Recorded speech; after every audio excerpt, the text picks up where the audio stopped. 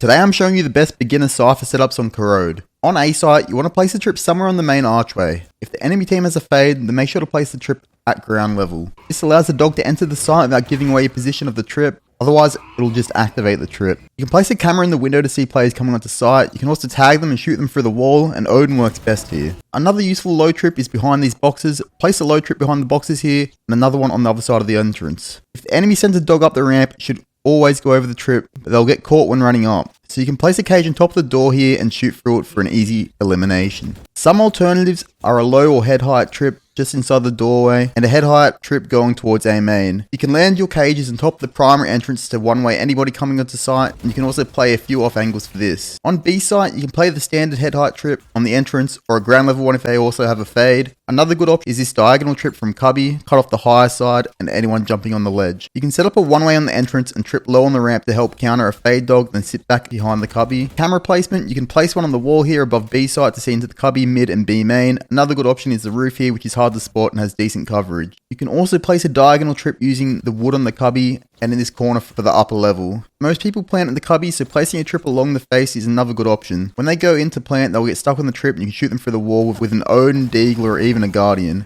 For some variety, place a diagonal trip at the bottom of B site and one on the upper level, then use the cubby for cover. For the cages, you can use the one-way cage I showed you earlier, or go on top of cubby and place one on point here. Place another cage on the crates opposite the entrance to store them when running in. You can place a cage on the archway corners going to mid, and a trip deep mid to cover a mid or split push. Alternatively, use one of the one-ways on mid and the other on B main. If you're worried about mid, then place a camera at the end here for a bit of mid coverage. You can also get a teammate to smoke here, then use the camera to spot them over the top of it. For attack, you want to place the standard trips of flanks. I like to use this spot if my team's pushing A. If you can afford two trips, you can also place one here. Make sure not to place it over the ramp or people can just jump over it. Using your camera to check this corner will help you clear main without wasting your team's utility. You can also place a camera on the roof to see into mid. When pushing A, I also like to place a camera on the edge of the roof here to see over the wall. You'll be able to spot most enemies with this unless they're hugging the inside wall, and this also covers typical opping angles. As always, be sure to switch up your trips and cameras every time and make adjustments to your opponent's tendencies. Like and subscribe for more Valorant content.